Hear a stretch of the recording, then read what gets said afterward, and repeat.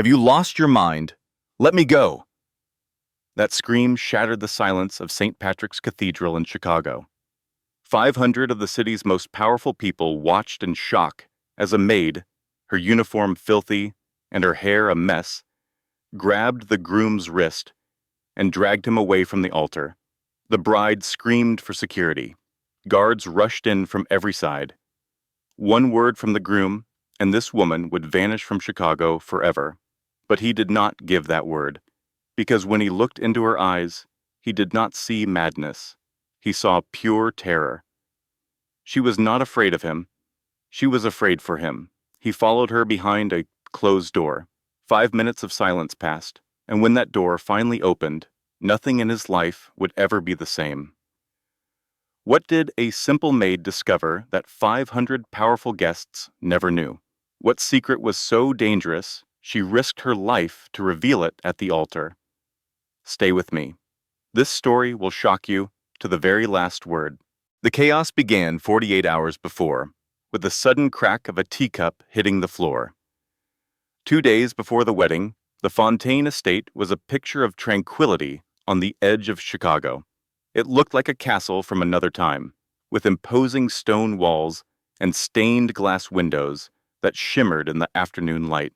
A sprawling garden featured a grand marble fountain. The entire property radiated an opulence beyond imagination. But beneath the perfect surface lay secrets that no sunlight could touch. The peace was broken by the sharp sound of shattering porcelain. A Wedgwood teacup, a valuable antique, had exploded across the main sitting room floor. Hot Earl Grey tea streamed across the marble, staining an ancient Persian rug as it flowed toward a pair of brilliant red Louboutin heels. Audrey Shaw was paralyzed. She was 28 years old, with chestnut hair tied in a neat braid.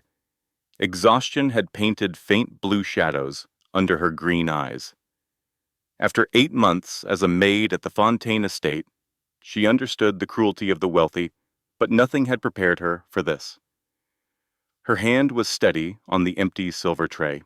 She had not dropped the cup. She had placed it down perfectly. Veronica Sterling, Nico's arrogant fiancée, had deliberately swept it off the table.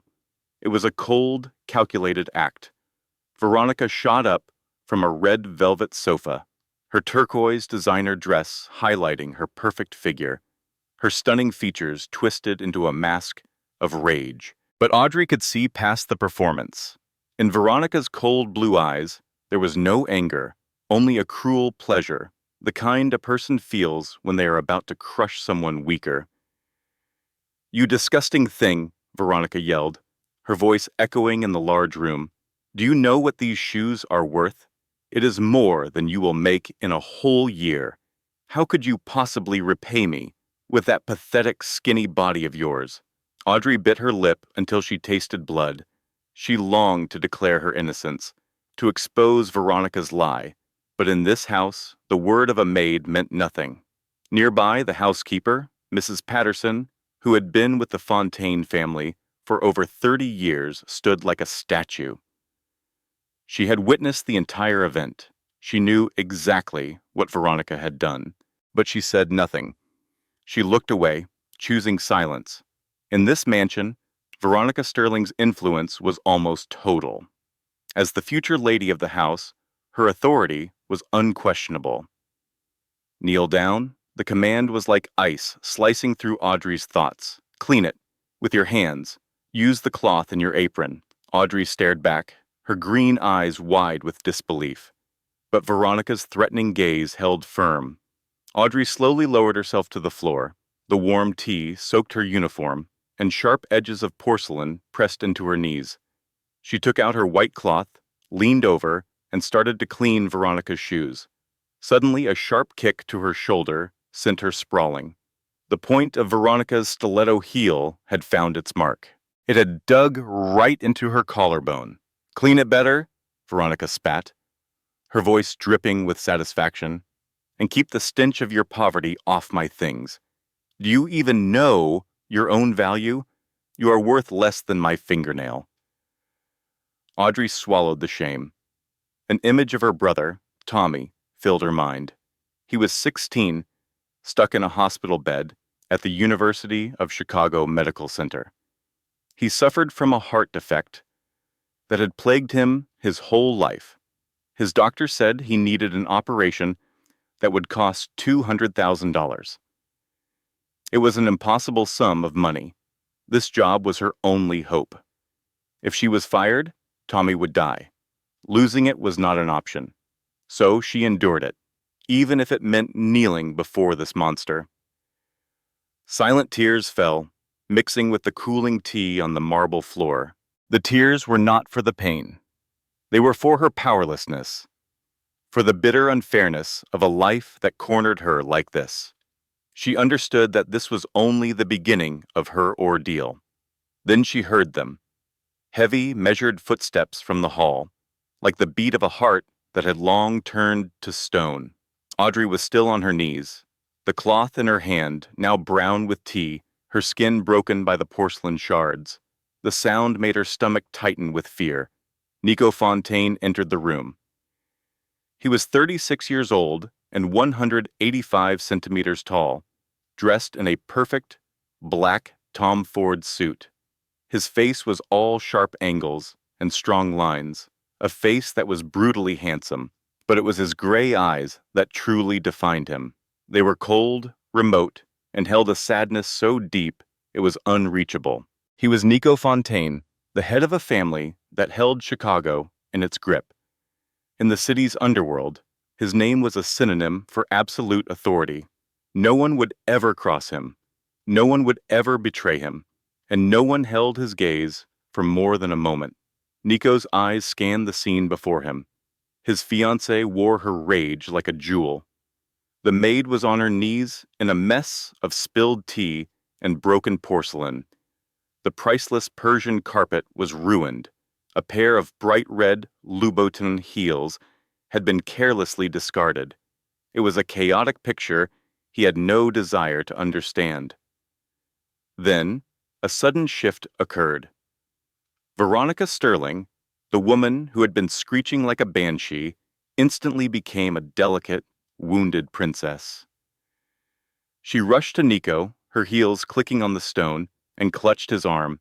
She rested her head on his chest, her blue eyes filling with tears, her lips starting to tremble. It looked like she was about to weep. "Nico, my love?" Veronica's voice was now sweet as honey, a complete reversal from the sharp, hateful tone she had used just seconds ago. "I just asked her for tea, and she poured it all over the shoes you gave me. The ones I cherish most. I am so distraught. It feels like a terrible sign for our wedding tomorrow." Audrey remained kneeling, her green eyes wide, as she watched the entire act play out. She wanted to say something. She wanted to yell that it was all a fabrication, but her throat felt tight and the words would not come out. Nico glanced down at the maid at his feet.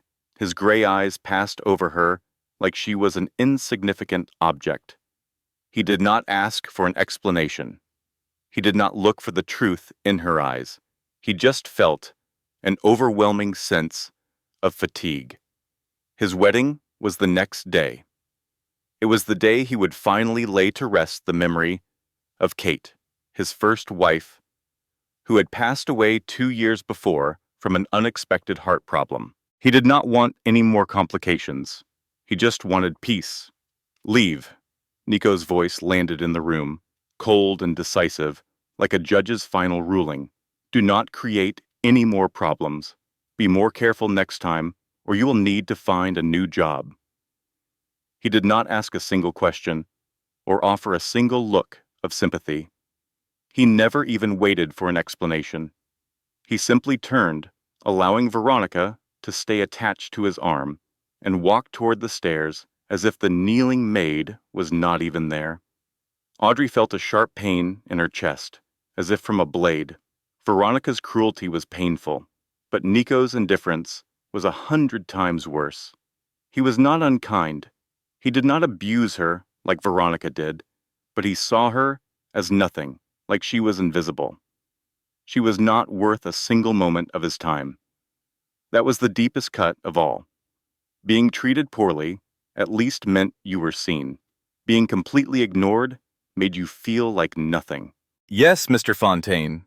Audrey lowered her head, her voice so faint it was almost silent. She got to her feet on trembling knees. Blood from the porcelain shards was soaking through the black fabric of her uniform. She collected the silver tray, kept her gaze down, and quickly left the room. She did not dare to look back. She would not let them see the tears streaming down her face. Humiliation burned inside her like a fire, but she had to endure it. For Tommy, for his $200,000 surgery, she could not afford to fall apart. She did not know that in just a few hours her life would be pulled into a storm she could never escape.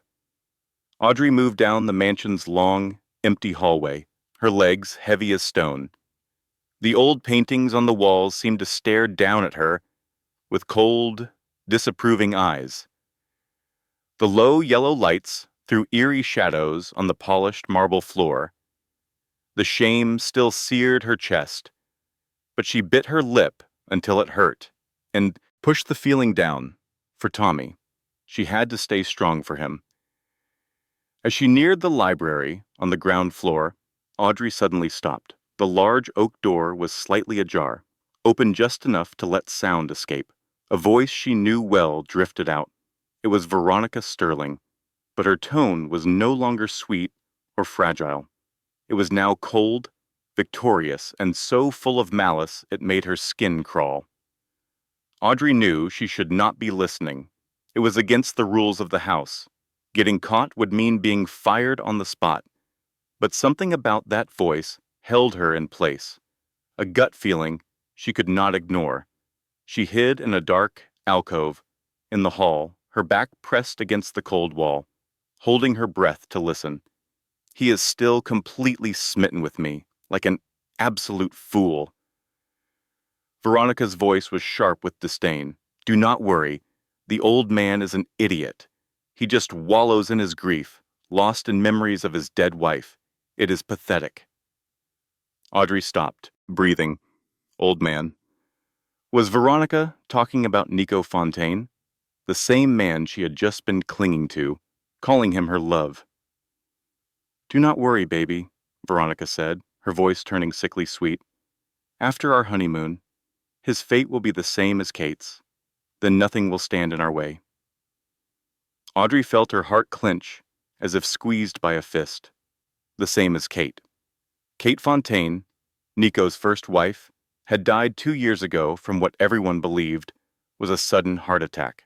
All of Chicago knew the sad tale. It was said that Nico had become a shell of himself after her death, the cold and distant man he was today. But what did she mean by the same as Kate? The inheritance documents are all set, Veronica continued, her voice filled with smug satisfaction. My lawyer has prepared everything. I just need him to sign them tonight, and it will be finished. He trusts me completely. He is blind to everything. A quiet, chilling laugh followed. Do not worry, baby. I have the medicine. This new type is completely undetectable. Not even an autopsy will find it. A few more doses will finish the job. He will go to sleep and never wake up, just like his dear wife did. Audrey had to cover her mouth to stop herself from screaming. Medicine. Undetectable. Sleep forever. Just like Kate. Oh, God. Kate Fontaine did not die from a heart attack. She was murdered, and Veronica Sterling was the one who did it. Then, baby, it will all be yours. Veronica's voice became a soft, intimate whisper. The entire Fontaine empire will belong to us. The money, the power, all of it. We just need to be patient a little longer. After we are married, I will take my time. No one will ever know. A young widow mourning the sudden loss of her husband. Who would ever suspect me? Her sharp, cruel laugh echoed again. Audrey was shaking uncontrollably, her thoughts racing. The woman whose shoes she had just cleaned on her hands and knees was a killer. She had murdered Kate Fontaine, and now she was going to murder Nico Fontaine. The very man who had dismissed Audrey with such cold indifference. He was going to his death without a clue. He was sharing a bed with his own executioner and calling it love. The sound of high heels clicked inside the library. Veronica was walking toward the door. Audrey was filled with terror. If Veronica found her, she would be killed. She knew too much now. Veronica would silence her forever. She spun around and ran toward the kitchen, her feet slipping on the smooth marble. Her heart hammered against her ribs, threatening to explode. She fell once, her knee hitting the floor with a jolt of intense pain. But she could not stop.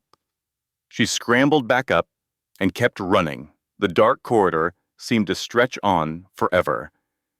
The shadows felt like they were trying to grab her. The sound of her own frantic breathing was a roar in her ears. Finally, she saw the kitchen door. Audrey threw herself inside, slammed it closed, and leaned her back against the wall, fighting to catch her breath as if she had just finished a race. Her entire body trembled uncontrollably. The word she overheard replayed in her mind, a nightmare that would not end. Kate was murdered. Nico was next. And she, a simple, powerless maid, was the only one who knew what was about to happen. What could she do? Who could she tell? Who would possibly believe a servant, as Veronica herself had said? The moment Audrey stumbled through the kitchen door, she almost collided with someone. She jumped back, her heart still racing, and saw it was Maggie Torres. Maggie was a 35-year-old Hispanic woman with dark curly hair, pulled back, and kind brown eyes. She had become Audrey's closest friend during her 8 months working at the Fontaine estate. Maggie had just put down a stack of plates, and her eyes grew wide with alarm as she looked at Audrey. "Audrey, what is wrong? My God, your face is as white as a sheet. You look like you just saw a ghost." Audrey could not form words. She grabbed Maggie's arm and pulled her into the furthest, darkest corner of the massive kitchen, behind a set of tall storage shelves. She needed to be as far from the door as possible. Maggie followed without resisting, her expression a mix of confusion and alarm.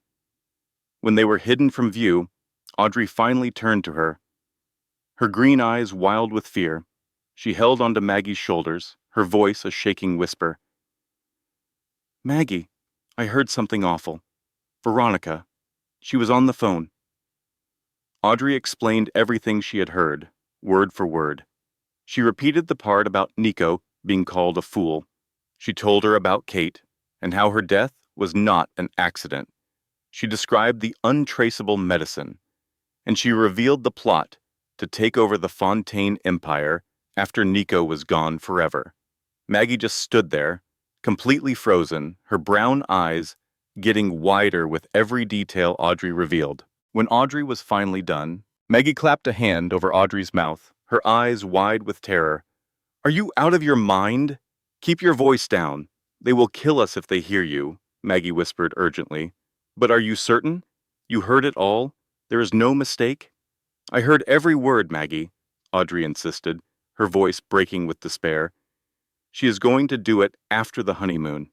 She has the poison, the whole plan. Maggie, that woman is a monster. She did something to Mrs. Kate, and now she is going after the boss." Maggie trembled, leaning against a shelf as if her legs could no longer support her. "What can we do?" she whispered, looking at Audrey with pure helplessness. "Who would ever listen to us?" "We are just maids, Audrey. We are nobody. This is the most powerful crime family in Chicago. If we accuse her, and we are wrong, we are gone. If we are right and cannot prove it, we are still gone. Die as well." "Do you see now?" Audrey saw. She saw more clearly than anyone. This world was not a fair place. The word of a servant was worthless against a beautiful socialite who was about to rule the house. Just then, the sharp click of high heels echoed outside the kitchen. Click, click, click. The sound was steady and clear. It was coming closer. Audrey and Maggie went completely still. The blood in their veins felt like ice. They knew who it was without looking. Both of them scrambled behind a tall shelf, trying to make themselves invisible. The kitchen door swung open.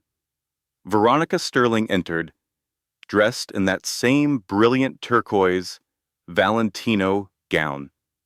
She walked to the refrigerator, pulled out a bottle of mineral water, and took a drink. Then she paused. Her cold blue eyes scanned the kitchen as if she sensed them, as if she knew someone was hiding. Audrey stopped breathing. Her heart was pounding so loudly she was sure Veronica could hear it. Maggie was trembling beside her, both hands pressed hard against her mouth. 1 second passed, then 2, then 3. Time felt frozen. At last, Veronica shrugged, placed the bottle on the counter, and left the kitchen. The sound of her heels grew fainter until it vanished.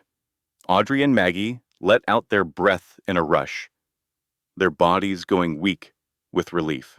Maggie grabbed Audrey's hand, her whisper urgent and strong. "We have to get proof, Audrey. Something real. Without it, we have nothing. Our words will never be enough to stop a woman like Veronica Sterling." "Do you see?" Audrey nodded. She understood perfectly. But where could they find proof? How could they even begin to look? And who would ever dare to help them? Later that night, the Fontaine mansion was swallowed by a deep, unnerving quiet. In the basement servant quarters, Audrey lay on her small bed, staring at the ceiling. The words she overheard that afternoon kept playing over and over in her head. A medicine that leaves no sign. To sleep forever. The same way Kate did. She tossed and turned, but sleep was impossible. Finally, she gave up and got out of bed. A short walk might help clear her mind. Audrey put on a light sweater, opened her door without a sound, and slipped out. The Fontaine estate had an eerie beauty at night, a stark contrast to the daytime. Dim lamps lit the long hallways, throwing distorted shadows on the walls. Her own footsteps made almost no noise on the cool stone floor. As she was crossing the main hall, Audrey froze. A small figure was standing there, hair as white as snow, completely still in front of a large painting. It was Mrs. Patterson, the housekeeper. She had served the Fontaines for over 30 years. She was the same woman who had watched Audrey's humiliation earlier and had said absolutely nothing. Audrey began to turn back, but a strong sense of curiosity stopped her. She had to know what Mrs. Patterson was staring at. Moving closer, she saw it was the portrait of a young woman. Her hair was blonde, like summer wheat. Her blue eyes were as calm as a lake in autumn. Her warm smile seemed to illuminate the painting. It was Kate Fontaine, Nico Fontaine's deceased wife, the woman Veronica Sterling had murdered. "You heard it as well, did you not, child?" Mrs. Patterson's voice sliced through the silence, and Audrey jumped. The older woman did not turn, but kept her eyes on the portrait. "I saw you run down the hall this afternoon. I saw the terror on your face. You overheard something from Miss Veronica, did you not?" Audrey was paralyzed, unsure what to do. A lie could be deadly. The truth could be worse. But Mrs. Patterson did not wait for her to speak. She sighed, a sound full of a sorrow held for far too long. "I know, child. I have known for a long time about Veronica, about what she did to Mrs. Kate, and about her plans for the future." She turned, her old eyes surprisingly sharp as they met Audrey's. Before she passed, Mrs. Kate suspected something was wrong. She told me she felt sick every time she took the supplements from Dr. Harris, the family physician. She was exhausted, dizzy, and her heart would pound. But the doctor told her she was simply overworked. Mrs. Patterson looked back at the portrait, her expression softening with sadness and pity. She was a very bright woman, my child. She knew it was not right. She wrote down all of her fears in a letter and concealed it. She told me that if anything were to happen to her, I needed to find the antique music box. It was the wedding present Mr. Nico gave her. A music box? Audrey asked, her voice just above a whisper. Mrs. Patterson nodded. An old wooden box with roses carved into it. Mr. Nico commissioned it from a craftsman in Italy just for Mrs. Kate. It plays away. Claire de Lune, Mrs. Kate's favorite song. It was the song they shared for their first dance at their wedding. She sighed once more. After Mrs. Kate passed away, Mr. Nico stored all of her things in a room on the third floor. He ordered that no one was to ever touch them.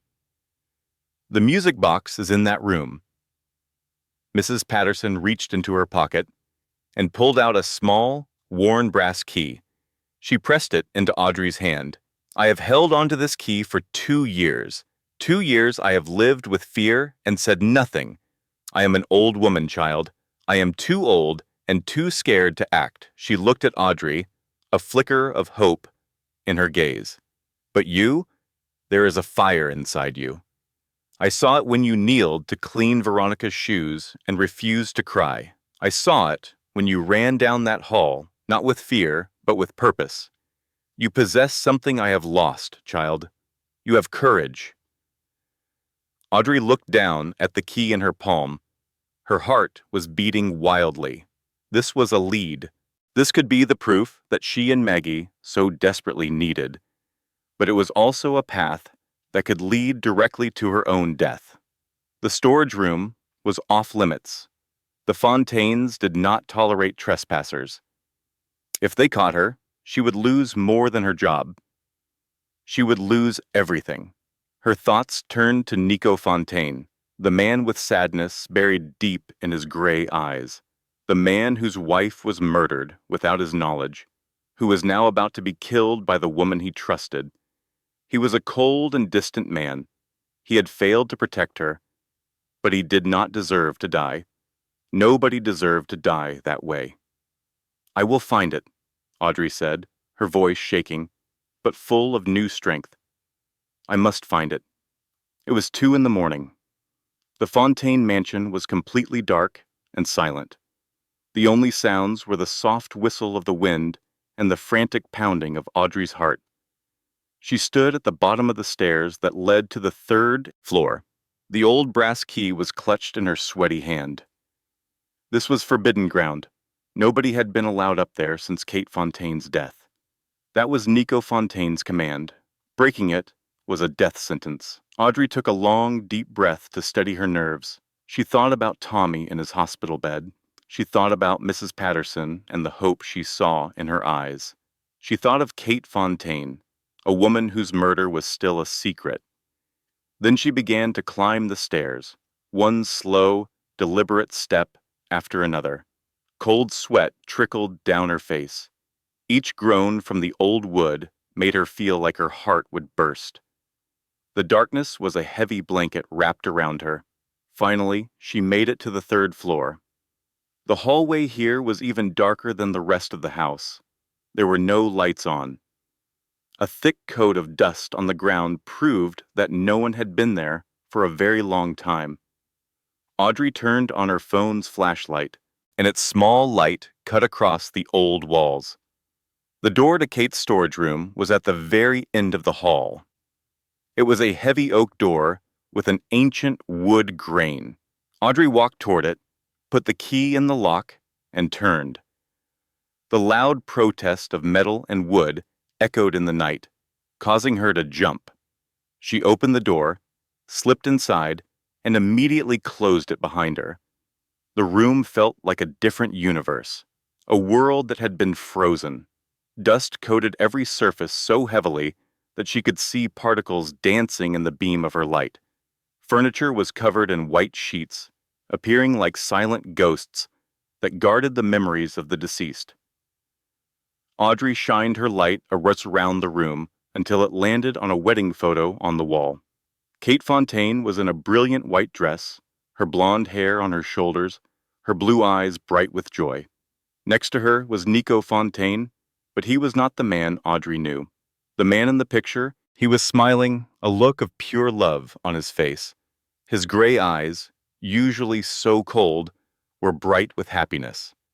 The two of them stared at one another as if nothing else existed. A pang of sorrow hit Audrey. That was the real Nico Fontaine, before sorrow consumed him, before Veronica Sterling destroyed the woman he cherished. Audrey blinked back tears and forced herself to concentrate. Her time was running out. She scanned the room, opening a wardrobe filled with beautiful dresses that carried a soft, lingering scent. The drawers of the vanity were overflowing with sparkling jewels. A shelf held romance books with worn, folded pages, but the music box was gone.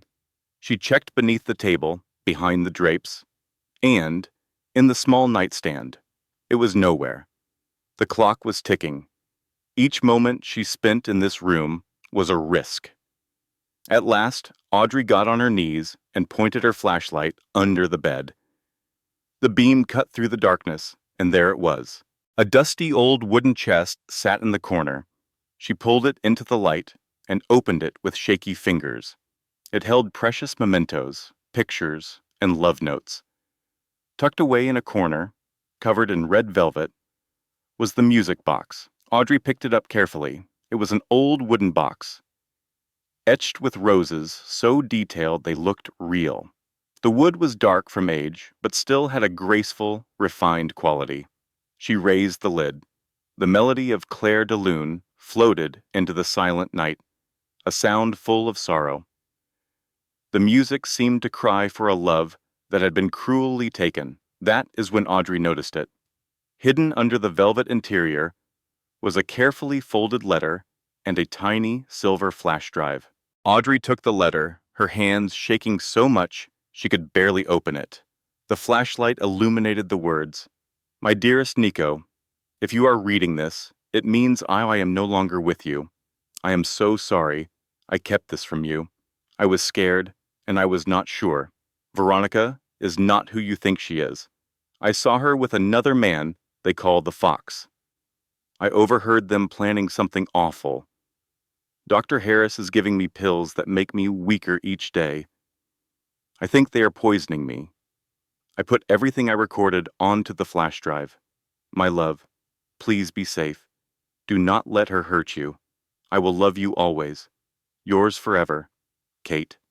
Tears streamed down Audrey's face, smudging the ink. She wept for Kate Fontaine, who faced her own death while trying to protect her husband. She wept for Nico, who lost his wife without knowing why. And she wept for herself, a simple maid holding a secret that could shatter everything. She finally had the proof, but she had to escape this room first. Audrey quickly folded the note and stuffed it into an inside pocket with the flash drive. Her heart pounded wildly. Her hands trembled so much that the music box nearly slipped from her grasp. She placed it back inside the chest, shoved the chest under the bed, and stood up to go. In that instant, the room was flooded with light. The brightness forced Audrey to shut her eyes. When she looked again, her stomach plummeted. Veronica Sterling was standing in the doorway, a look of pure satisfaction on her face. Her silk robe was the color of blood, and her cold blue eyes were locked on Audrey. "Well now," Veronica's voice was low and dangerous. "Look what I found." A little mouse, creeping where she should not be. Audrey stumbled back, hitting the bed. She fought to appear calm, but her heart was beating so hard she thought that Veronica must hear it. "Miss Veronica." Veronica walked into the room, the sound of her heels sharp on the dusty floor. Her eyes moved from the chest under the bed to the footprints in the dust, finally landing on Audrey's pale face. "What were you searching for, little mouse?" Veronica's voice became sickeningly sweet. which was worse. What gives you the right to be in here? You know this place is off limits. Audrey struggled to speak, her voice shaking. I just got turned around. I could not sleep and went for a walk. Veronica interrupted her with a harsh laugh that echoed in the quiet. Lost? At 2 in the morning? You got lost and ended up in a locked room on the 3rd floor. Do you really think I am that foolish? She advanced, and every step felt like a new threat. Soon she was right in front of Audrey, staring down at her with complete disdain. What is it you are hiding? Veronica demanded, her voice cutting like glass. Before Audrey could respond, Veronica seized her collar and pulled her close. Audrey was too stunned to move as Veronica's hands dove into her apron pockets. Fingers with blood-red nails dug into the fabric, searching for a secret. Audrey stopped breathing. The note and the drive were safe in her inside pocket, as long as Veronica did not look there. A moment later, Veronica found nothing. She released Audrey, but her gaze was still full of anger and mistrust. You are up to something, Veronica snarled. I will discover what it is. You believe you can outsmart me? A worthless little maid? Audrey remained silent and looked at the floor. She understood that speaking would only worsen the situation. Veronica just stood there, watching her, deciding her fate. Then, a cruel smile spread across Veronica's face, sending a chill through Audrey. You know, it does not matter what you are doing, she said, her calm tone more terrifying than a shout. I just need a reason to be rid of you. Being in a forbidden place is reason enough for you to vanish. Not just from this house, from Waitress house, but from Chicago. She took out her phone and made a call, as if she were ordering food. Audrey felt an urge to run, to grab the phone, to yell for help.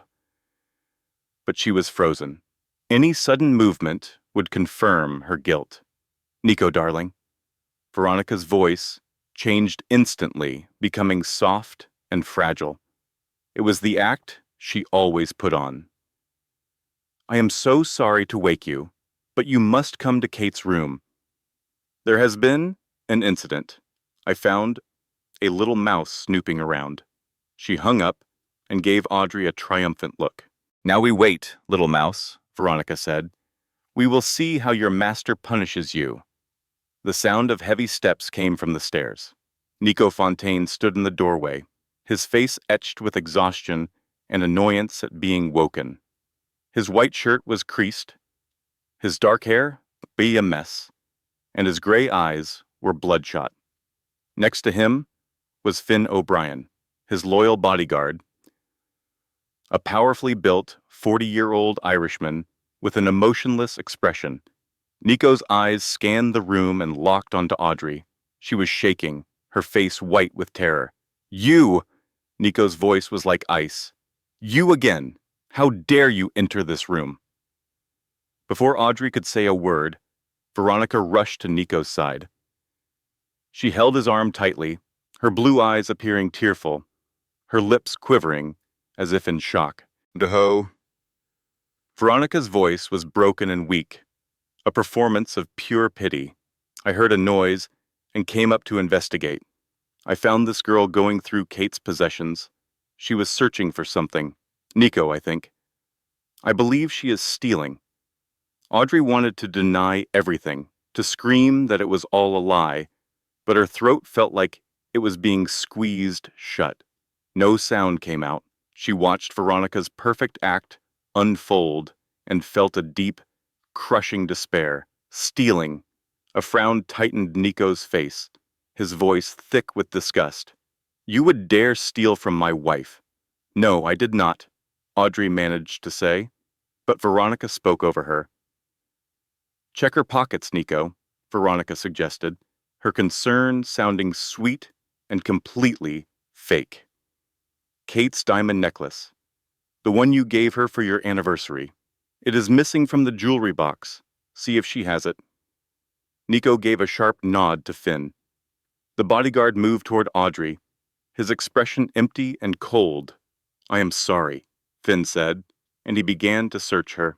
Audrey stood perfectly still, her heart pounding against her ribs. The letter and the USB drive were hidden in her inner pocket, safe beneath the fabric. She prayed Finn would not check there, but then the worst possible thing happened. As Finn searched her apron, something shiny fell to the floor and made a sharp, clinking sound. It was a diamond necklace. Audrey stared at it, her eyes wide with horror. She had not taken it. She did not even know where it was kept in the room, but somehow it had been in her pocket. Veronica. When Veronica had searched her earlier, she was not looking for anything. She was planting the necklace. The trap was set, and Audrey had walked straight into it. I did not take it. Audrey yelled, her voice raw with desperation.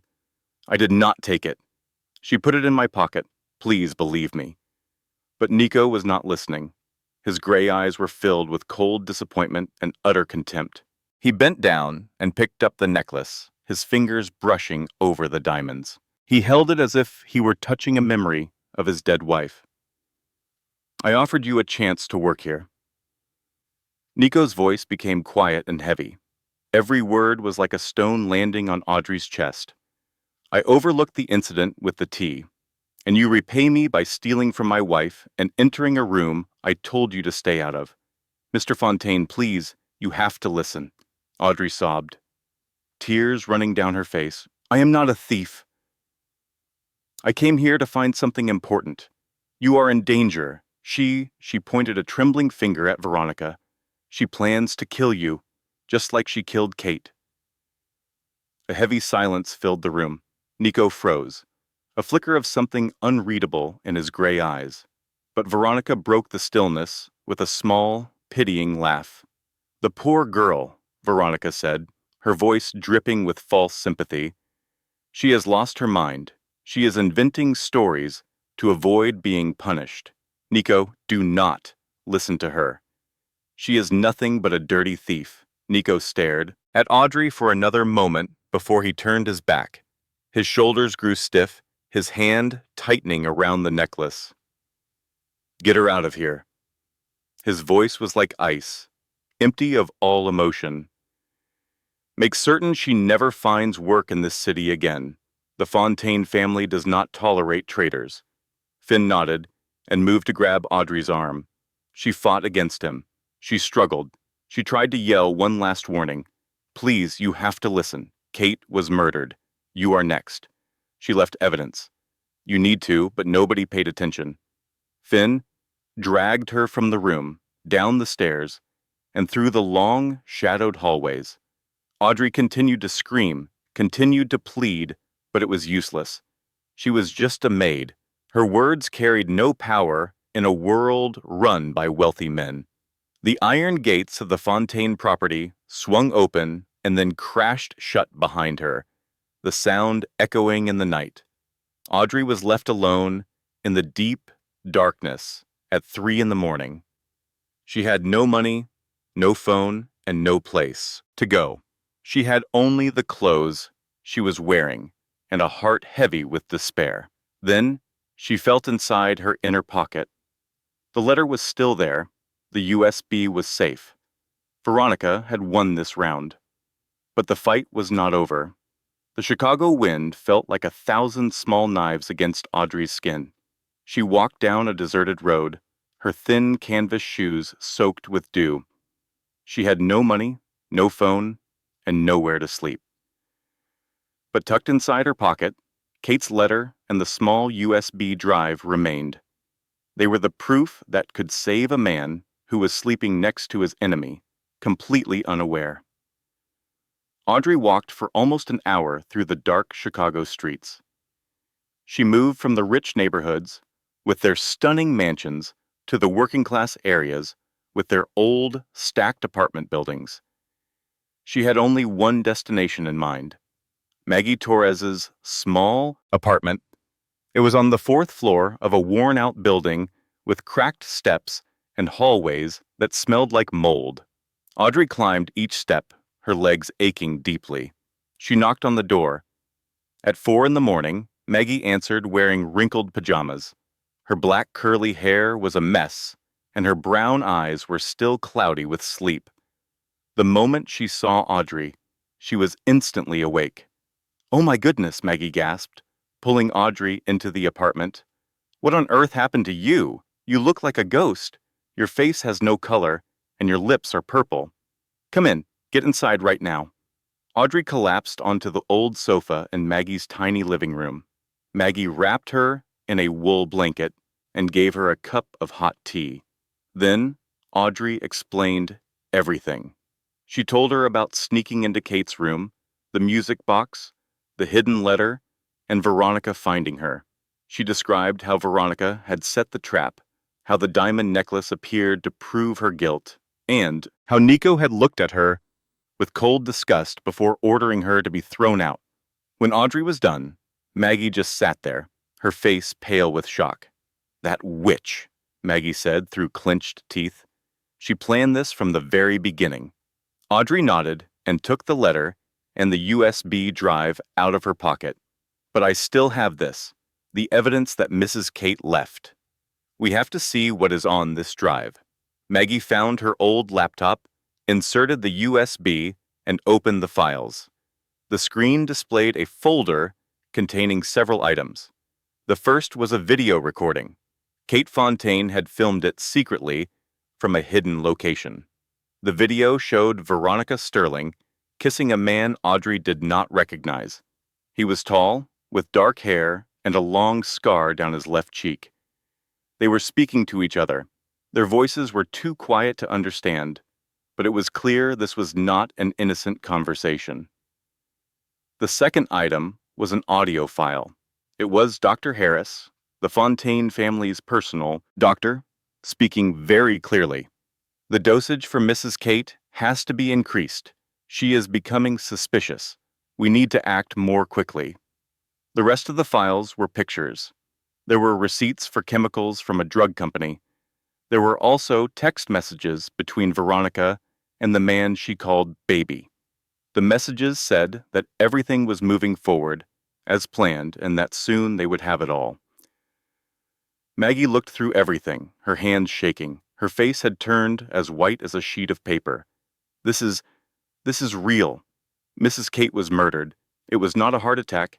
She was poisoned, and Veronica is the one who did it."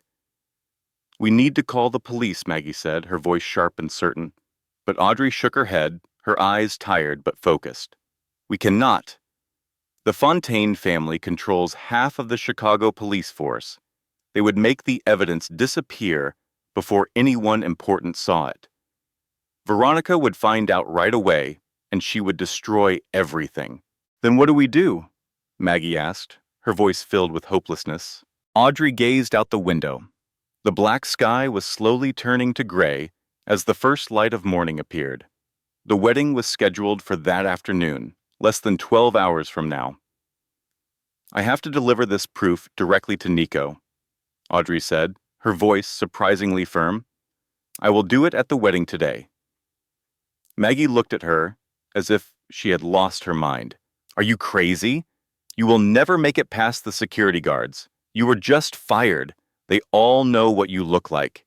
They will stop you the second you get near the church." "I know," Audrey agreed, her green eyes shining with resolve. "But I have to try. This is his only chance to survive. If I do nothing, Nico Fontaine is going to die, and I cannot let that happen." Audrey could not sleep. She remained on the old sofa in Maggie's apartment, her eyes fixed on the laptop. She watched the evidence Kate Fontaine had collected over and over again. With each viewing, she saw something new. She saw the victorious expression in Veronica's eyes when she kissed the unknown man. She heard the cold, professional tone in Dr. Harris's voice when he talked about the dosage. She understood the hidden meanings in the messages about their plan and their future. Kate had known. She knew she was going to be killed. So she tried to leave a warning for her husband. But Nico had never found it. And now, 2 years later, the same thing was about to happen again. Audrey looked out the window at the dark sky. She thought about her brother, Tommy, in his hospital bed. He had no idea that his sister had been fired, accused of theft, and thrown onto the street in the middle of the night. He was a 16-year-old boy with a weak heart, waiting for an operation that could save him. $200,000. That number now seemed more impossible than ever before. If Audrey died tomorrow, who would look after Tommy? Who would handle the hospital bills? Who would be there to comfort him when he was scared? But if she did nothing, Nico Fontaine would die. An innocent man. He was going to be murdered by the one person he trusted completely. And Veronica Sterling, a killer, would get away with it, enjoying a life of stolen wealth and power. Audrey looked at Maggie's phone sitting on the table. She had to hear Tommy's voice one last time. She picked it up and dialed the hospital. After a few rings, Tommy answered. His voice was weak, but had its usual cheerfulness. Audrey, hey, why are you calling so early? It is only 5 in the morning. Are you all right? You sound worn out. Audrey fought back the knot in her throat, making her voice sound steady. I am fine, sweetheart. I just had a late night at work. I wanted to hear you, so I called a bit early. You work too hard, Tommy said, his tone full of worry. Do not worry about me. The doctor says I am improving every single day.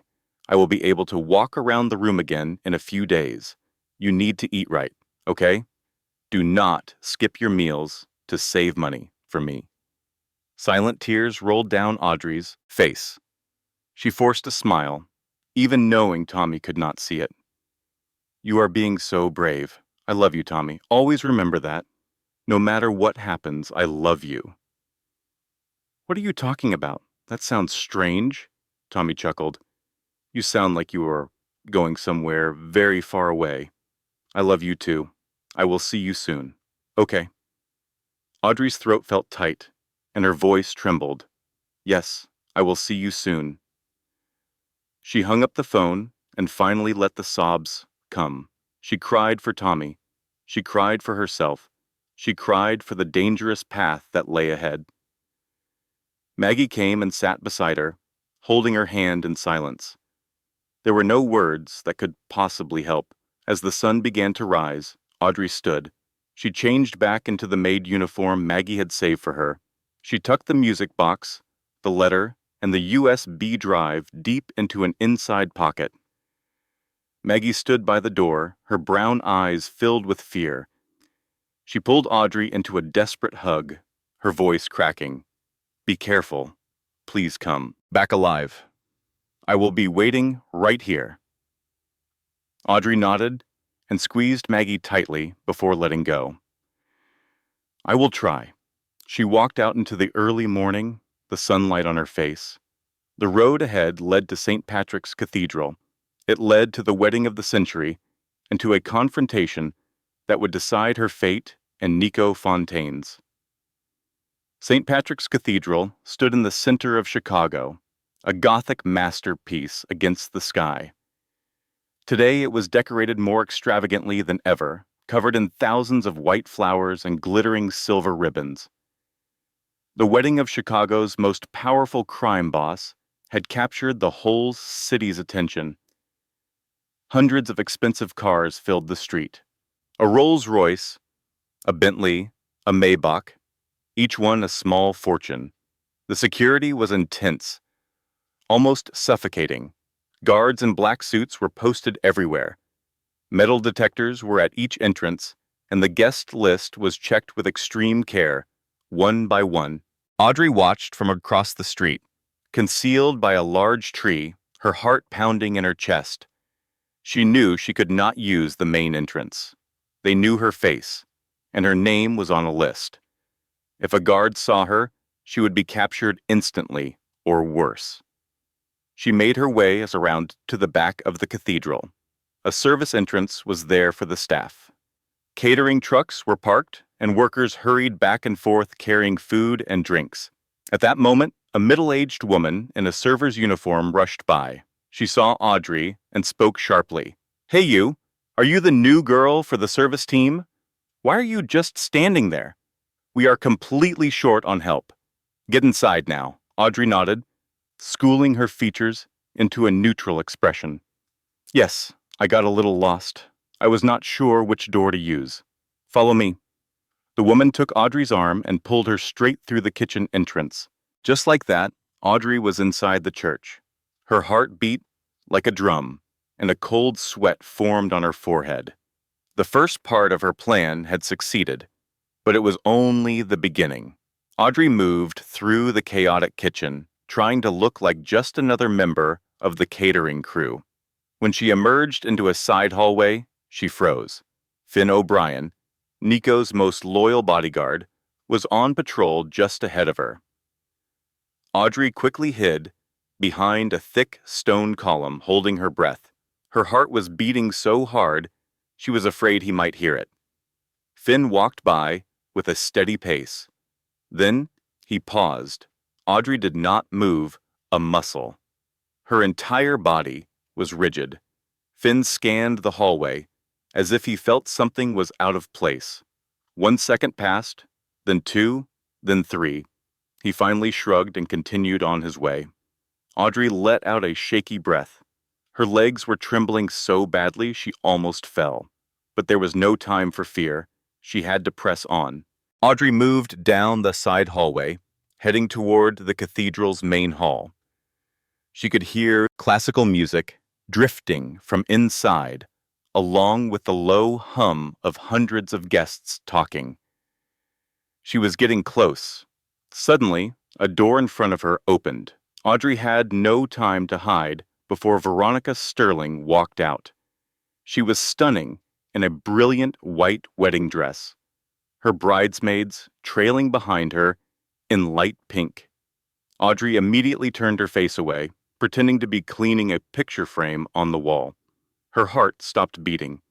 If Veronica saw her, this was all over. Veronica swept past, a light scent of expensive perfume in her wake.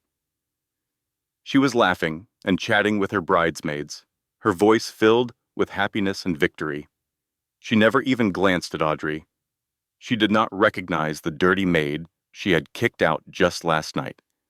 When the footsteps disappeared, Audrey dared to breathe again. Her heart was still racing and her body was shaking, but she could not stop now. Finally, Audrey made it to the main hall.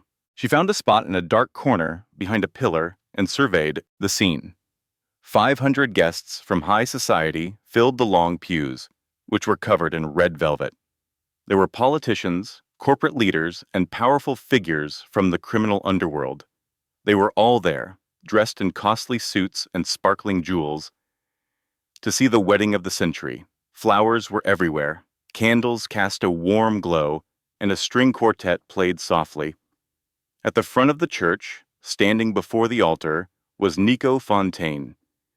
He was wearing a flawless black suit, his hair styled perfectly.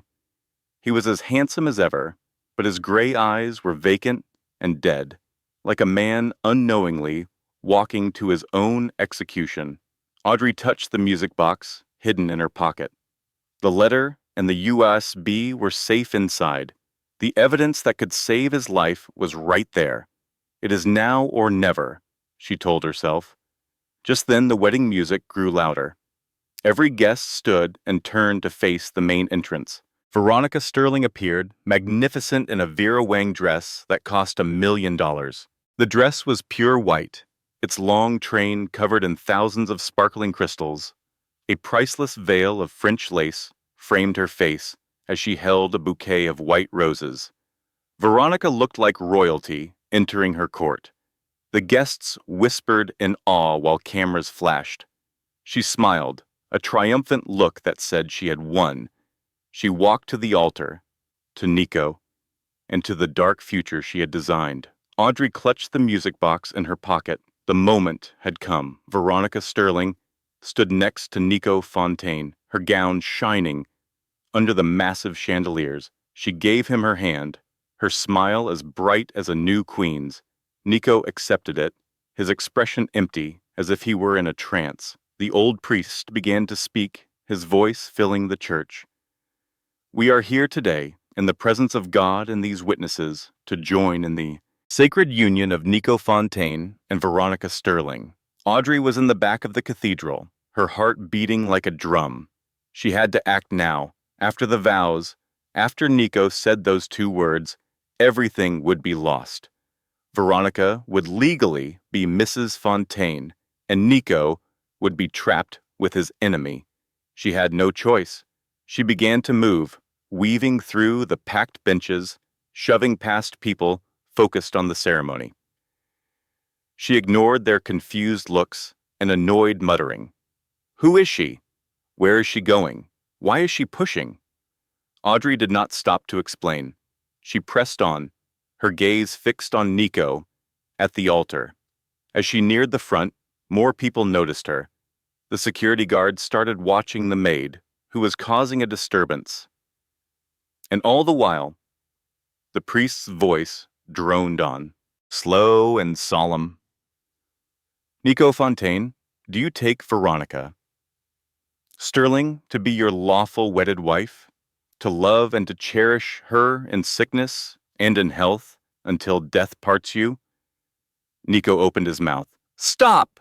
Audrey's shout tore through the cathedral's hush, echoing through the vast space, striking the high vaulted ceiling and crashing back like thunder. 500 heads turned at once, 500 pairs of eyes fixed on the thin maid in a black uniform, standing in the aisle. Veronica went pale, icy blue eyes, widening in horror. She recognized Audrey instantly, the little mouse she had thrown out last night, the little mouse who should have vanished from Chicago. Yet here she was, in the middle of Veronica's wedding, before 500 high society guests. Audrey didn't wait. She ran up to the front, her canvas shoes thudding against the marble floor. Guards surged from every direction like wolves, but she was faster. She grabbed Nico's arm, her green eyes meeting his gray ones with a desperate, raw urgency. Mr. Fontaine, you have to listen. She is going to murder you, just like she murdered Kate. Nico flinched. For the first time, his blank expression shattered into pure shock. What are you doing here? Are you out of your mind? Security!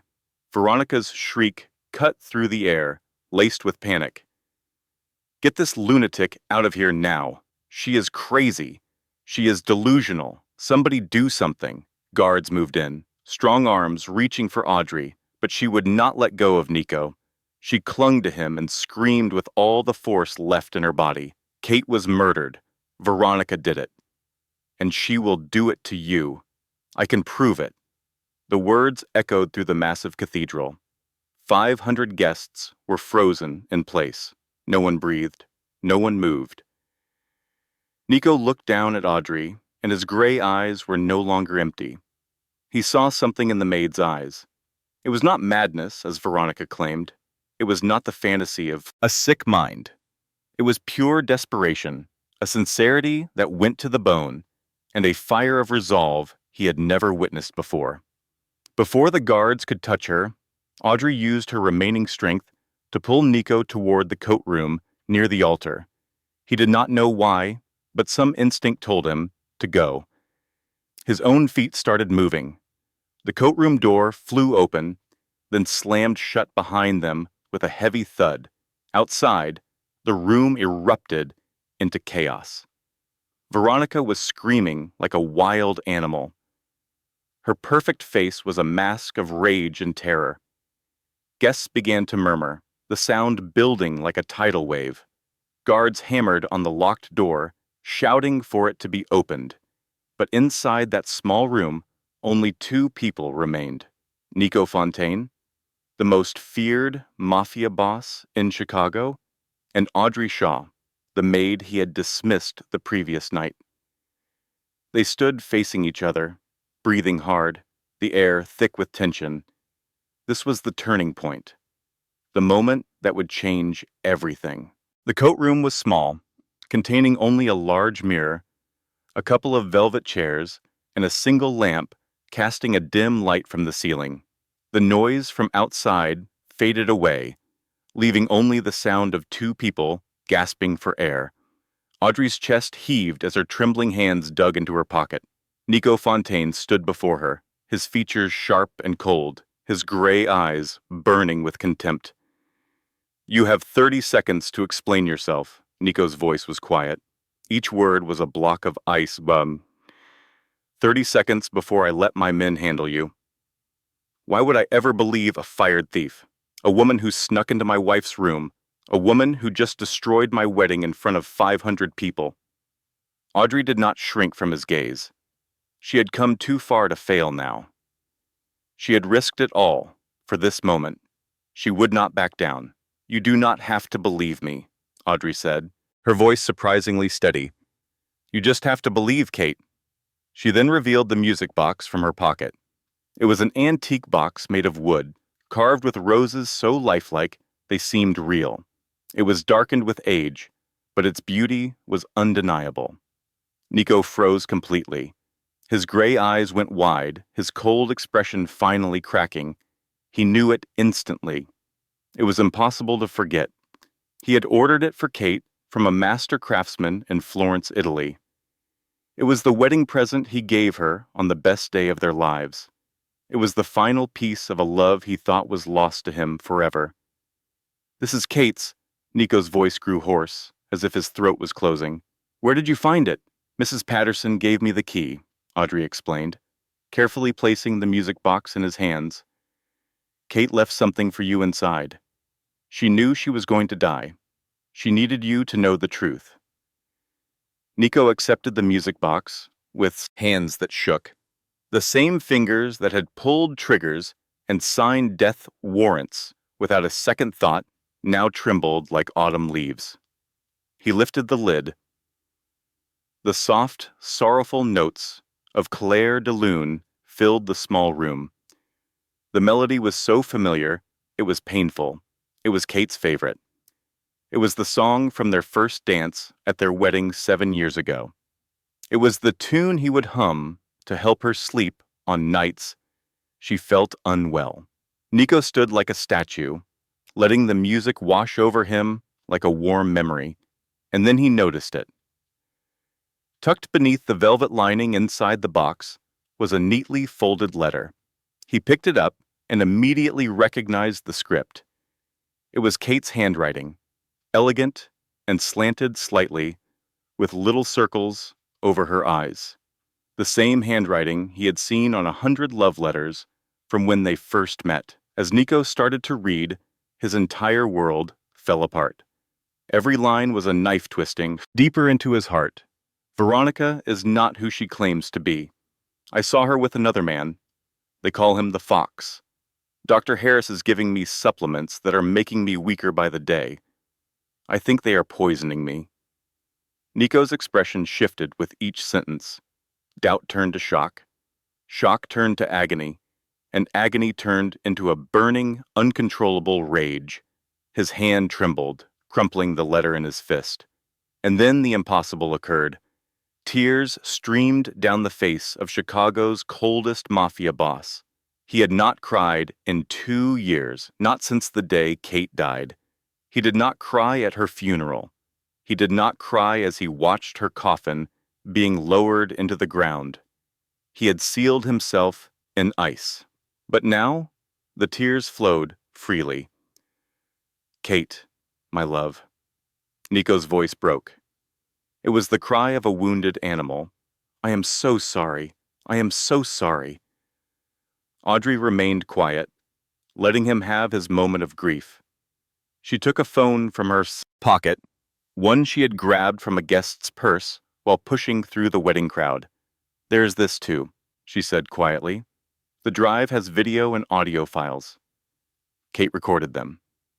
Nico took the phone, his hand still unsteady, and opened the videos. He watched Veronica kissing a man with a scar on his face, the two of them laughing about their future after he was gone. He listened to Dr. Harris discuss the proper dosage for his wife. He saw the messages between Veronica and her lover, tender words she had never once said to him. Nico collapsed into a velvet chair burying his head in his hands as his shoulders shook. He had shared a bed with his wife's murderer for 2 years. He was about to marry his own enemy. How could he have been so blind? After a long, agonizing minute, Nico rose to his feet. He wiped the tears from his face, straightened his collar, and smoothed his suit. When he looked up, his gray eyes were transformed. The emptiness of a man lost in sorrow was gone. The coldness of a man who had given up on life had vanished. In their place was the sharp focus of a predator closing in on its target, the chilling stillness of a mafia boss ready to destroy his foe. He looked at Audrey, and a flicker of gratitude showed in his gray eyes. "Thank you for this." He then walked to the door. The coat room door swung open. Nico Fontaine emerged, his expression like stone, his gray eyes like daggers. Audrey was right behind him, her heart pounding. But she knew the worst was over. Outside, 500 guests were buzzing with anxious whispers that filled the air. Guards stood by the door, waiting for the order to grab the crazy maid. But Nico walked right past them all. Veronica hurried to his side, her expensive gown trailing behind her, her face a perfect picture of fake worry. "Nico, you are finally out." What did that insane woman say? Do not listen to her. She is lying to get back at you for firing her. Darling, please look at me. Nico did not look at her. He gave her no glance, no answer. He walked directly to the front of the church, where the old priest stood in stunned silence. Nico stepped up to the microphone. His cold eyes passed over the 500 waiting guests. Then he spoke. "The wedding is off. Effective now." Nico's voice was like steel, empty of all emotion. 6 simple words, but they landed with the force of a thunderclap. The cathedral fell completely silent. 1 second passed, then 2, then 3. Nobody moved. Then the room exploded. A storm of whispers broke out. Shocked gasps and confused questions flew through the air. What just happened? Is Fontaine insane? What did that maid tell him? Veronica stood frozen in the middle of the aisle, her face as pale as a ghost. She could not process what she had just heard. The wedding was canceled. After all her work, after 2 years of careful deception, after murdering Kate, after seducing Nico, after coming so close to her goal. "Nico! Nico!" Veronica shrieked, her voice high with panic. "What are you saying? You cannot do this. We are about to be married. You cannot call it off in front of all these people." She rushed to him and grabbed his arm, her blue eyes filling with tears. "My love, let me explain. That maid is a liar. She wants to destroy us. Do not listen to her. Listen to me." Nico ripped his arm away from her touch, as if she were a viper. His gray eyes finally met hers, and the look he gave her made her blood run cold. There was no more detachment, no more distant chill. There was only pure, bottomless hatred. "Explain what?" Nico's voice was low, and every word was a blade. "Explain how you murdered my wife. Or you could explain how you intend to kill me after we are married." The color drained from Veronica's face. Her knees felt weak. What are you talking about?" Nico looked at Finn, who was standing close by, and gave a command in a voice that held no emotion. "Get Detective Morrison on the phone.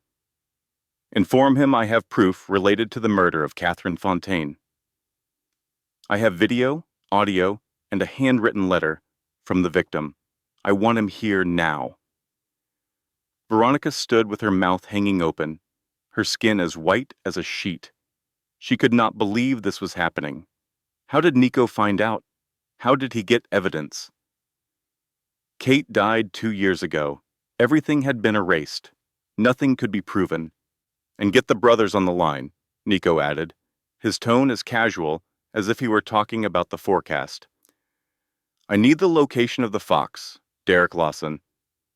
I want it in the next hour." Veronica gasped as if she had been shocked. She looked at Nico, in pure terror. You know about Derek? I do now, Nico said, his voice colder than ice. Ice. Kate gave me everything, all of it.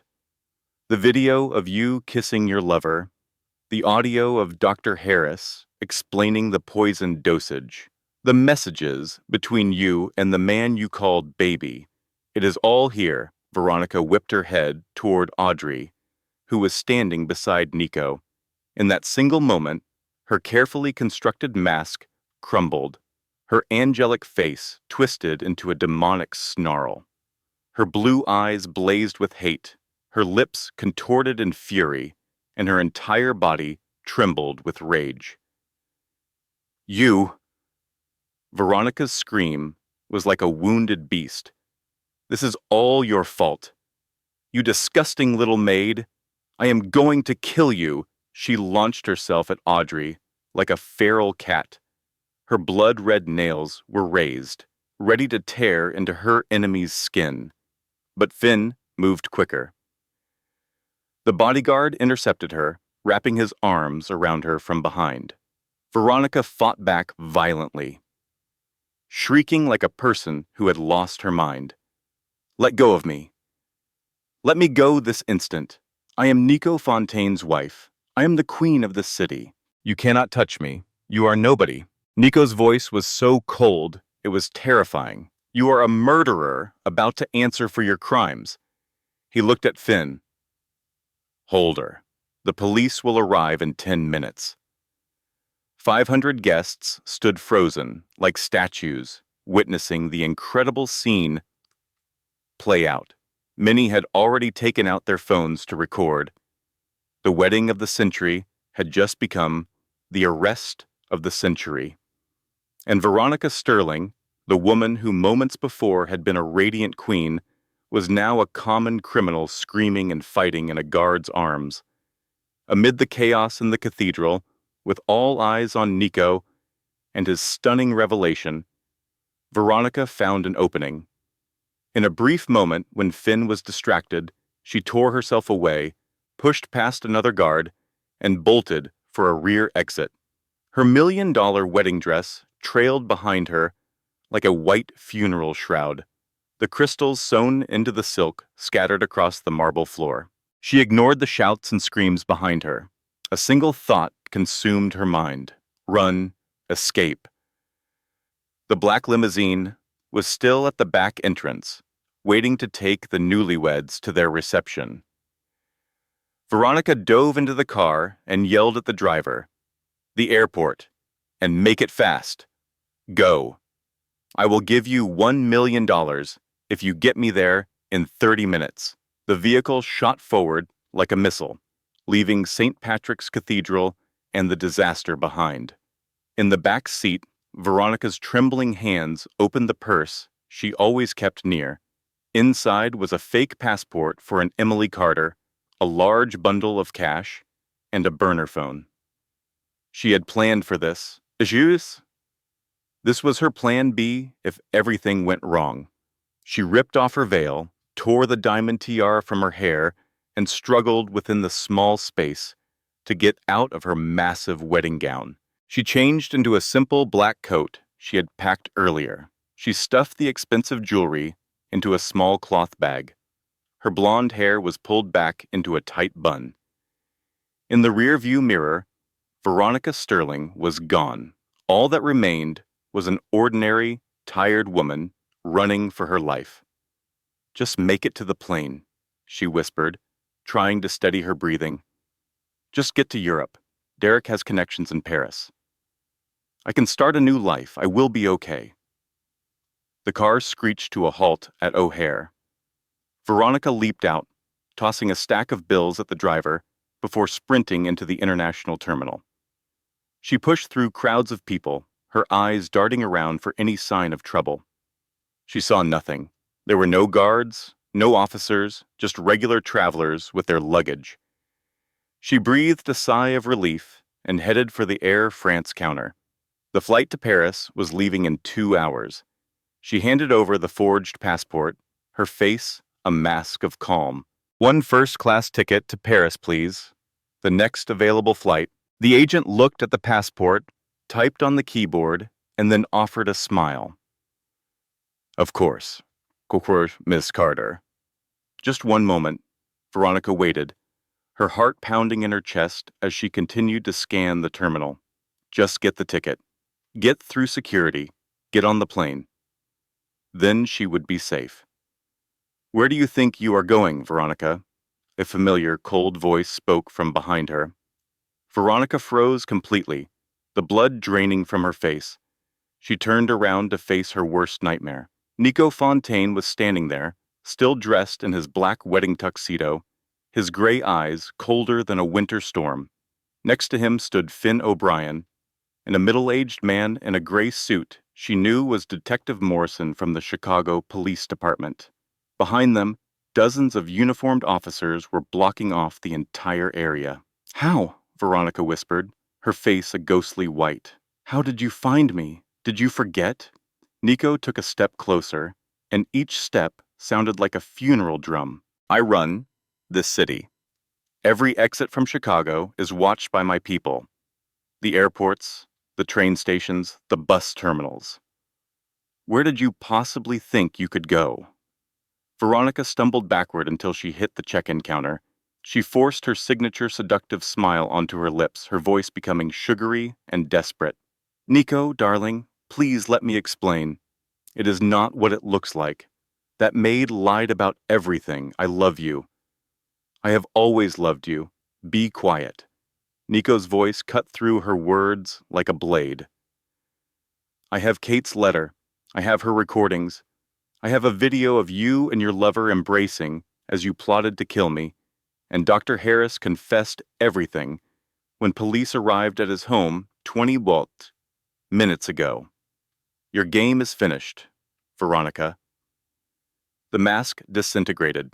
The angelic face warped into a demonic mess of pure rage and insanity.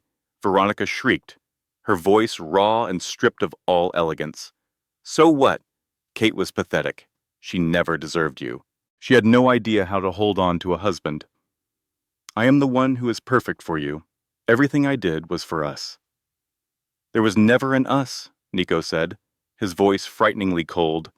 "There was only your greed. You do not love me. You love my fortune, my influence, and my empire." At that moment, Veronica saw Audrey standing behind Nico. The small maid with brown hair and green eyes had ruined everything she had spent 2 years building. A wave of madness crashed over her. Veronica lunged at Audrey like a wild animal, her nails out, her mouth open in a crazed howl. "You. If it were not for you, I would have it all. I am going to kill you. I will rip you to pieces." Officers swarmed forward immediately, tackling Veronica and pinning her to the ground. The sharp click of handcuffs echoed as they were secured around her wrists. As she was dragged away, her face was a mess of tears and smeared makeup. Her golden hair was a tangled wreck. Her black coat was twisted on her body, and her red nails were chipped and broken. The image of the untouchable queen was utterly destroyed, replaced by a pitiful criminal screaming as the law took her away. The crowd in the airport was buzzing, with phones held high from every direction to capture the downfall of the woman who almost became Chicago's Mafia queen, Nico. Veronica screamed one last time as they shoved her into a police car. "You will regret this.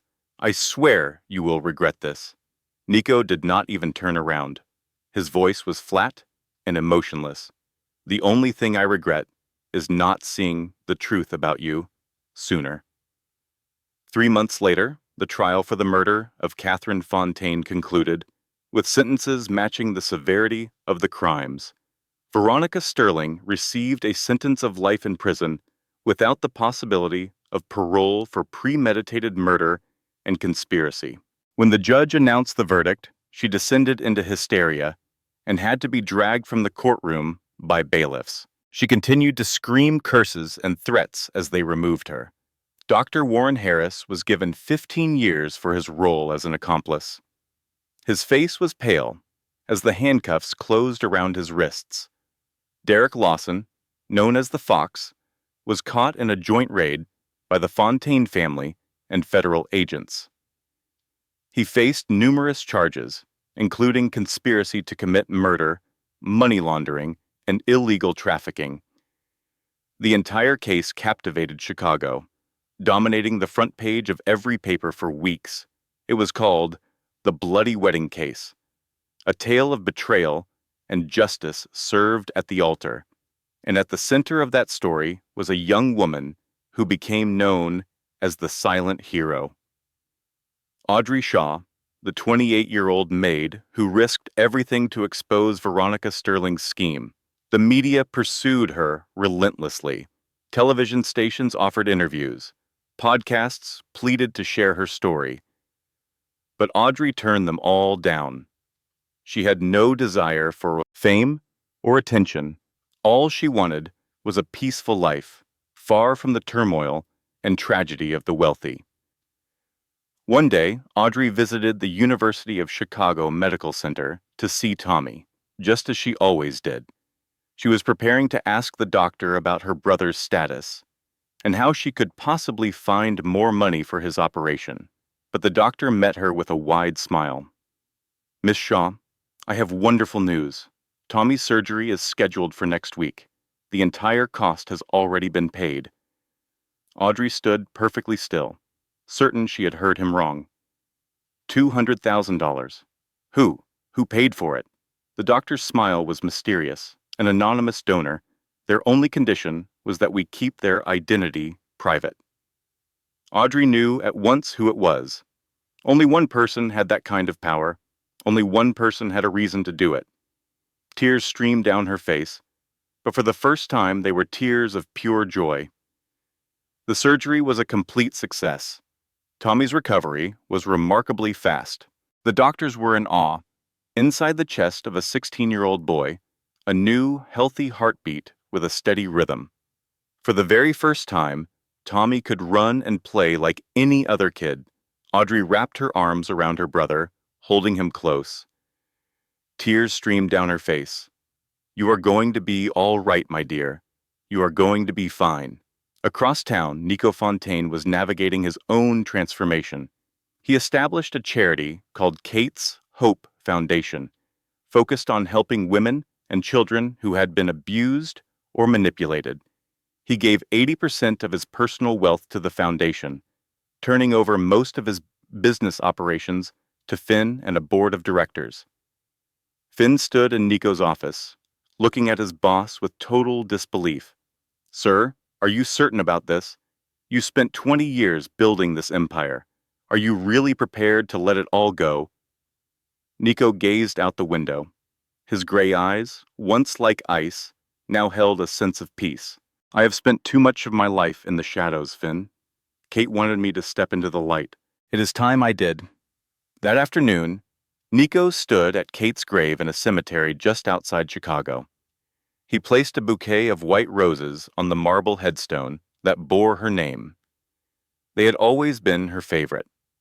"I am sorry I failed to protect you," Nico said, his voice quiet and raw. "I am sorry I was so blind for 2 years, but I have uncovered the truth. The person who hurt you has paid for what they did. And I have met someone who reminds me of you. She has the same strength, the same gentle spirit. She rescued me, Kate, the same way you once did." A soft breeze drifted through the cemetery, rustling the petals of the white roses. For the first time in 2 years, Nico smiled, as if he could feel Kate answering him from a place far away. 6 months later, Audrey Shaw's world was completely different. She and Tommy were living in a small, lovely house in the Chicago suburbs, with a garden full of flowers and a white picket fence. It was not a grand mansion, nor was it a tiny apartment in a rough neighborhood.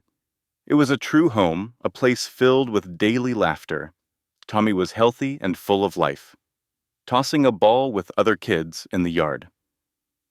He was a 16-year-old boy with a brand new heart, finally able to run and shout and live the childhood he deserved. Audrey stood in her garden, her hands covered in dirt from planting new rose bushes. A bright, peaceful smile graced her face, the kind of smile she never thought she would have again. The sound of an engine rumbled down the street. Audrey looked up to see an old green Jeep pull up to the gate. It was not a Rolls-Royce or a Bentley, like the cars at the Fontaine estate. It was a simple, ordinary vehicle. The door swung open, and Nico Fontaine got out. He no longer looked like the cold crime boss in an expensive suit. He had on a white shirt with the sleeves rolled up to his elbows, a pair of simple khaki pants, and canvas shoes. His sharp features had a healthy, sun-touched look, and his gray eyes, which had once been so cold, now held a warmth that Audrey had never seen. "Uncle Nico!" Tommy yelled, running toward him like a blur. The boy hugged Nico with all the pure excitement of a 16-year-old. Nico let out a genuine laugh and ruffled the boy's hair. "Hey, kid, is that new heart of yours working right?" "It is amazing," Tommy boasted, his face beaming. "I am the fastest runner in my grade. The doctor told me I am as strong as an ox. Will you play catch with me?" "In a minute," Nico said with a smile. "I need to speak with your sister first." Tommy nodded and ran back to join his friends. Audrey wiped her hands on her apron and walked out of the garden. Her heart began to pound in a strange new way. She had no idea why she was suddenly so nervous. Nico approached, stopping a few feet from her. "Hi," he said, his voice gentle. "Hi," Audrey answered, feeling her cheeks grow warm. A quiet, awkward moment passed between them. They had confronted a murderer together, escaped from bodyguards, and ruined a high-profile wedding. But right now, they could not find the words. Finally, Nico broke the silence. "I have been thinking a lot about things, about you, and about me." Audrey was surprised. "You saved my life, Audrey," Nico said, his gray eyes locking with hers. "Not just from Veronica, but from myself, from the darkness I was lost in for 2 years. You gave me a reason to want to live, to want to change and be a better man." He paused, taking a slow breath. "I am starting a community center. It is for kids like Tommy, and for families who need support. I am naming it Hope House." "That sounds incredible," Audrey said, with a smile. "I need someone to manage it." Nico continued. "Someone with a good heart. Someone who understands what it is to struggle and to survive. Someone like you." "Me?" Audrey shook her head. "But I am just—" Nico moved closer and took her hand. It was the first time he had touched her when it was not an emergency, for the first time, simply because he could. "You are not just anyone, Audrey. You are the most courageous person I know." His voice softened as he spoke. "And I hope you will give me a real chance, a chance to know you, not as the man who hired you, just as me." Audrey looked into his gray eyes, which now held the warmth of a fireplace on a cold night. She smiled. "I want that. Hey, are you two gonna play or not?" Tommy's voice echoed from the yard. Nico and Audrey laughed together. Hand in hand, they turned and walked toward the boy who was waiting with the ball.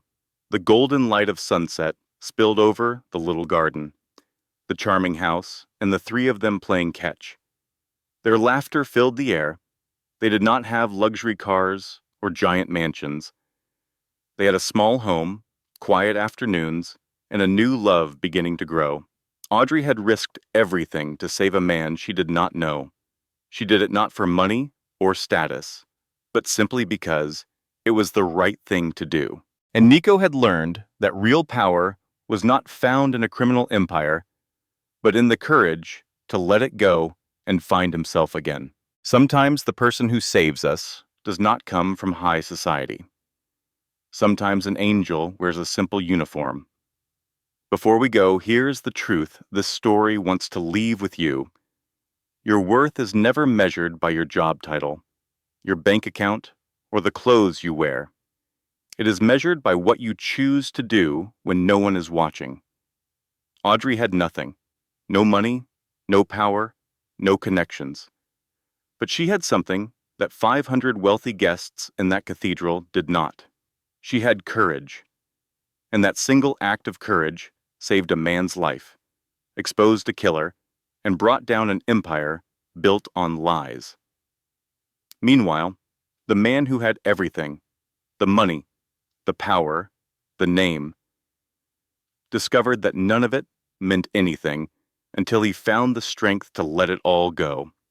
This story reminds us that true power is not found in wealth or status. It is found in the human heart. And sometimes, one ordinary person standing up for what is right can change everything. If this story moved you, we would love to hear from you. Tell us in the comments, have you ever met someone like Audrey? Someone who risked everything with nothing to gain? Hit the like button. If you believe real courage comes from the heart, share this video with someone who needs to hear this message today. And if you are not part of our family yet, subscribe now and turn on the bell so you never miss another story that could change the way you see the world.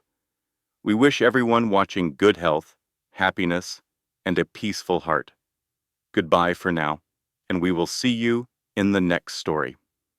This content was carefully researched, developed, and manually edited by our team to deliver meaningful lessons and inspiration to our viewers.